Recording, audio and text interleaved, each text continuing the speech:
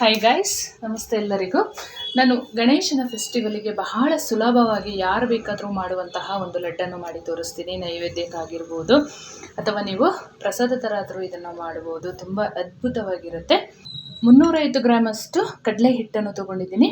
1 cup ಒಣ ಕೊಬ್ಬರಿ ತುರಿನ ನಾನು ಹುರಿದು ಇಟ್ಕೊಂಡಿದ್ದೀನಿ ಆಲ್ರೆಡಿ. ನಾನು ಯಾವುದೇ ಒಂದು ರೆಸಿಪಿ ಮಾಡುವಾಗ ಮೊದಲೇ ಸ್ವಲ್ಪ ಪ್ರಿಪರೇಷನ್ ಮಾಡಿರ್ತೀನಿ. ಸೊ ಕಾಯಿ ತುರಿನ ಈ ಥರ ಹುರಿದು ಇಟ್ಕೊಂಡಿದ್ದೀನಿ ನೀಟಾಗಿ. 205 ಗ್ರಾಮಷ್ಟು ಎಳ್ಳು ತೊಗೊಂಡಿದ್ದೀನಿ. 205 ಗ್ರಾಮಷ್ಟು ರವೆ ತೊಗೊಂಡಿದ್ದೀನಿ. ಮಾಮೂಲಿ ಉಪ್ಪಿಟ್ಟು ಮಾಡೋ ರವೆನೇ ತೊಗೊಂಡಿದ್ದೀನಿ ನಾನು. ರುಚಿಗೆ ತಕ್ಕಷ್ಟು ಬೆಲ್ಲ ನೀವು ಹೆಚ್ಚು ಕಮ್ಮಿ ಹಾಕೋಬೋದು. 3 ಟೇಬಲ್ ಸ್ಪೂನಷ್ಟು ಡ್ರೈ ಗ್ರೇಪ್ಸನ್ನು ತೊಗೊಂಡಿದ್ದೀನಿ.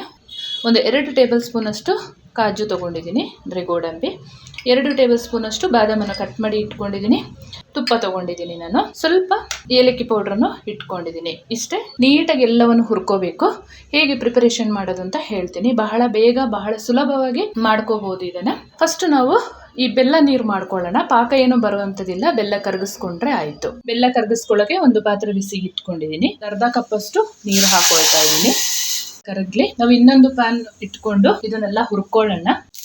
ಎಳ್ಳು ಈ ಥರ ಫ್ರೈ ಆಗಿದೆ, ಸಾಕು. ಇದನ್ನು ತಣ್ಣಗಾದ ಮೇಲೆ ಸ್ವಲ್ಪ ಮಾತ್ರ ಪೌಡ್ರ್ ಮಾಡ್ಕೊಳ್ಳೋಣ. ಸ್ವಲ್ಪ ಹಾಗೆ ಇಡೀ ಎಳ್ಳು ಇರಬೇಕು ಲಡ್ಡಿಗೆ ಹಾಕೊಳ್ಳೋಕ್ಕೆ. ಫ್ರೈ ಮಾಡೋದಕ್ಕೆ ಒಂದು ಬಾಣಲೆ ಒಲೆ ಮೇಲೆ ಇಟ್ಕೊಂಡಿದ್ದೀನಿ. ಫಸ್ಟಿಗೆ ಒಂದು 5 ನಿಮಿಷ ರವೆ ಹಾಕಿ ಹುರ್ಕೊಳ್ಳೋಣ. ರವೆ ಸ್ವಲ್ಪ ನೀಟಾಗಿ ಫ್ರೈ ಆದ ಮೇಲೆ ಕಡಲೆ ಪೌಡ್ರ್ ಹಾಕ್ಕೊಂಡ್ರೆ ಆಯಿತು. ಉರಿ ನಿಧಾನ ಇರಲಿ.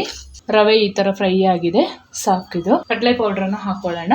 ಉರಿ ನಿಧಾನ ಇರಲಿ. ನೀಟಾಗಿ ಮಿಕ್ಸ್ ಮಾಡಿಕೊಂಡು ಫ್ರೈ ಮಾಡ್ಕೊಳ್ಳೋಣ. ಎಲ್ಲಿವರೆಗೆ ಹುರ್ಕೋಬೇಕು ಅಂದರೆ ಘಮ ಘಮ ಅಂತ ಪರಿಮಳ ಬರಬೇಕು. ಈ ರವೆ ಮತ್ತು ಕಡಲೆ ಹಿಟ್ಟು ಮಿಕ್ಸ್ ಆಗಿ ಅಲ್ಲಿವರೆಗೂ ಹುರ್ಕೋಬೇಕು. ಆವಾಗ ಲಡ್ಡು ತುಂಬ ಚೆನ್ನಾಗಾಗುತ್ತೆ. ನಿಧಾನ ಉರಿಯಲ್ಲಿ ಹುರ್ಕೋಬೇಕು. ಹಸಿ ಬಿಸಿ ಮಾಡ್ಕೊಳ್ಬಾರ್ದು. ಜಾಸ್ತಿ ಉರಿ ಇಟ್ಕೊಂಡ್ರೆ ಬೇಗ ಕಪ್ಪಾಗುತ್ತೆ ಪೌಡ್ರು. ಒಂದು ಕಡೆ ಬೆಂದು ಒಂದು ಕಡೆ ಬೇಯೋದಾಗುತ್ತೆ. ಹಾಗಾಗಿ ನಿಧಾನ ಉರಿ ಇಟ್ಕೊಂಡು ಒಂದೇ ಸಮನೆ ಫ್ರೈ ಮಾಡ್ಕೋಬೇಕು. ಇದು ಕಡಿಮೆ ಪಕ್ಷ ಅಂದರೂ ಒಂದು 10 ನಿಮಿಷ ಆದರೂ ನಿಧಾನ ಉರಿಯಲ್ಲಿ ಫ್ರೈ ಆಗಬೇಕು. ಕಡಲೆ ಹಿಟ್ಟು ಮತ್ತು ರವೆ. ಕಡಲೆ ಹಿಟ್ಟು ಫ್ರೈ ಆಗಿದೆ 10 ನಿಮಿಷ. ಇವಾಗ ಹುರಿದಿಟ್ಕೊಂಡ ಕೊಬ್ಬರಿ ತುರಿನ ಹಾಕ್ಕೊಳ್ತೀನಿ ನಾನು.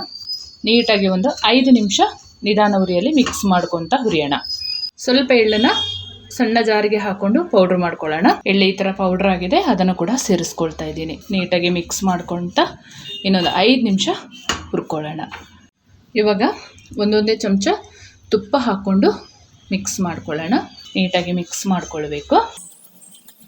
2 ರಿಂದ 3 ಚಮಚ ತುಪ್ಪ ಯೂಸ್ ಮಾಡಿದರೆ ಸಾಕಾಗುತ್ತೆ. ಆಮೇಲೆ ಸ್ವಲ್ಪ ಡ್ರೈ ಫ್ರೂಟ್ಸ್ ಹುರಿದು ಹಾಕ್ತೀವಲ್ಲ, ಆ ತುಪ್ಪ ಕೂಡ ಇರುತ್ತಲ್ಲ, ಸಾಕಾಗುತ್ತೆ. ಭಾಳ ರುಚಿಯಾಗುತ್ತೆ.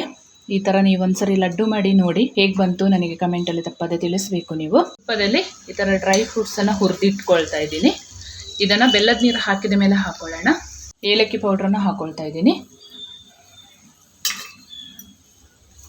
ನೀಟಾಗಿ ಒಮ್ಮೆ ಮಿಕ್ಸ್ ಮಾಡಿಕೊಂಡು ಬೆಲ್ಲದ ನೀರನ್ನು ಹಾಕ್ಕೊಳ್ಳೋದೆ. ಈಗ ಬೆಲ್ಲದ ನೀರನ್ನು ಸ್ವಲ್ಪ ಸ್ವಲ್ಪ ಹಾಕ್ಕೊಂಡು ಮಿಕ್ಸ್ ಮಾಡ್ಕೊಳ್ಳೋಣ. ಒಮ್ಮೆಗೆ ಜಾಸ್ತಿ ಹಾಕ್ಕೋಬೇಡಿ. ನೀಟಾಗಿ ಮಿಕ್ಸ್ ಮಾಡ್ಕೊಳ್ಳೋಣ.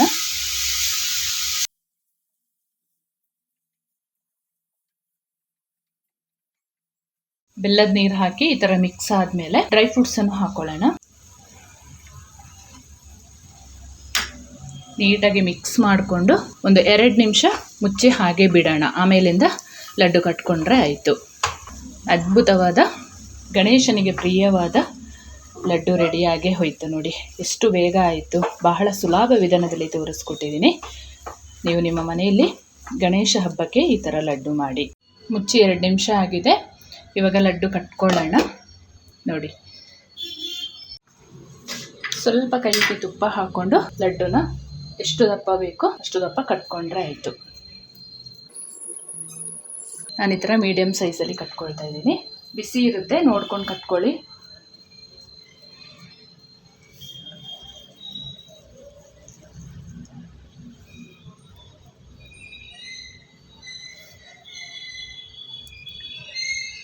ಎಲ್ಲ ಲಡ್ಡುನ ಇದೇ ಥರ ರೆಡಿ ಮಾಡ್ಕೊಳ್ಳೋಣ.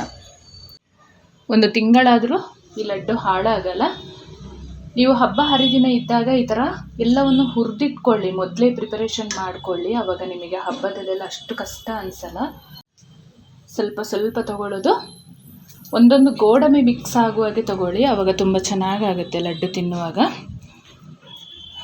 ಎಳ್ಳು ಹುರಿದಿರೋದು, ಈ ಕಡಲೆ ಹಿಟ್ಟು, ವಾವ್ ಸೂಪರ್ ಆಗಿರುತ್ತೆ ಮಾತ್ರ. ನಾನು ಬಳಸಿಕೊಂಡಂತಹ ಸಾಮಗ್ರಿಗೆ ಇಷ್ಟು ಲಡ್ಡು ರೆಡಿಯಾಗಿದೆ. ಮೀಡಿಯಂ ಸೈಜಲ್ಲಿ ಒಂದು 40 ಲಡ್ಡು ರೆಡಿಯಾಗಿದೆ. ವಾವ್ ಸೂಪರ್ ಆಗಿದೆ ಅಲ್ಲ ನೋಡಿ. ಬೆಲ್ಲ ಯೂಸ್ ಮಾಡಿರೋದ್ರಿಂದ ಆರೋಗ್ಯಕ್ಕೆ ಕೂಡ ತುಂಬ ಒಳ್ಳೆಯದು. ಇದು ಡಯಾಬಿಟಿಕ್ ಪೇಷಂಟ್ ಅವರು ಕೂಡ ಸ್ವಲ್ಪ ತಿನ್ಬೋದು, ಏನೂ ಪ್ರಾಬ್ಲಮ್ ಇಲ್ಲ. ನೀವು ಖಂಡಿತವಾಗ್ಲೂ ಈ ಹಬ್ಬಕ್ಕೆ ಇದೇ ಥರ ರೆಸಿಪಿನ ನೀವು ಟ್ರೈ ಮಾಡಿ. ಹೇಗೆ ಬಂತು ನನಗೆ ಕಮೆಂಟ್ ಸೆಕ್ಷನಲ್ಲಿ ತಿಳಿಸಿ. ಹಾಗೆ ನನ್ನ ಚಾನಲ್ನ ಯಾರೆಲ್ಲ ಸಬ್ಸ್ಕ್ರೈಬ್ ಮಾಡ್ಕೊಂಡಿಲ್ಲ ಪ್ಲೀಸ್ ಸಬ್ಸ್ಕ್ರೈಬ್ ಮಾಡ್ಕೊಳ್ಳಿ. ಪಕ್ಕದಲ್ಲಿರುವ ಬೆಲ್ ಬಟನನ್ನು ಕ್ಲಿಕ್ ಮಾಡ್ಕೊಳ್ಳಿ. ನಾನು ಯಾವುದೇ ಹೊಸ ವಿಡಿಯೋ ಹಾಕಿದರೂ ಕೂಡ ನಿಮಗೆ ಫಸ್ಟ್ ನೋಟಿಫಿಕೇಷನ್ ಬರುತ್ತೆ. Thank you for watching.